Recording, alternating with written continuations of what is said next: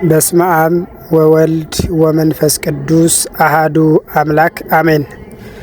ውድ የፕሮግራማችን ተከታታይ የሆናችሁ ሕዝበ ክርስቲያኖች በአገር ውስጥም በአገር ውጭም ያላችሁ በሙሉ እንኳን ለመጪው ለብርሃነ ጥምቀቱ በሰላም አደረሳችሁ አደረሰን እያልሁኝ ከወዲሁ መልእክት ማስተላለፍ ፈልጋለሁ።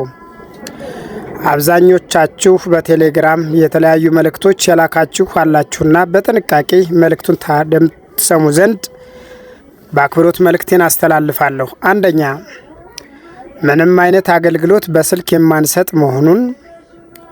ሁለተኛ፣ ማንኛውም ሰው አገልግሎቱን ከፈለገ በአካል አገልግሎቱ በሚፈጸምበት ቀንና ሰዓት መሰረት በአካል ባለንበት ቦታ መጥቶ መጠቀም አገልግሎቱን መሳተፍ ይችላል።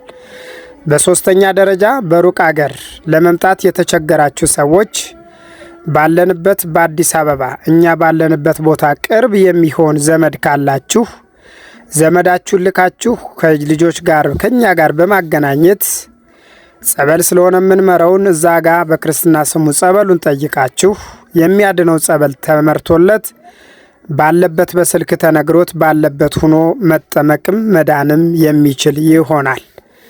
በሶስተኛና በዋና ደረጃ ይህ አገልግሎት ፍጹም ከጥንቆላና ከደብተራ አገልግሎት የጸዳና የነጻ ስለሆነ ማንም ሰው ወደዚህ አገልግሎት ለመሳተፍ ሲጀምር ንስሐ ገብቶ እንደሚቀጥል ማወቅ አለበት።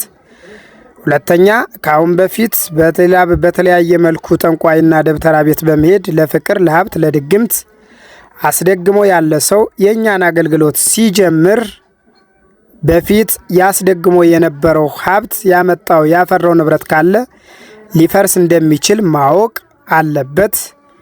ስለዚህ ፍጹም የጸዱ ክርስቲያኖችን ለመፍጠር ንስሐ ገብተው ወደ ቤተ ክርስቲያን ተመልሰው አገልግሎቱን ተሳታፊ እንዲሆኑ እንጂ በሌላ አገልግሎት ሂደው እኛን በሌላ አገልግሎትም እንዲጠይቁን አንፈልግም።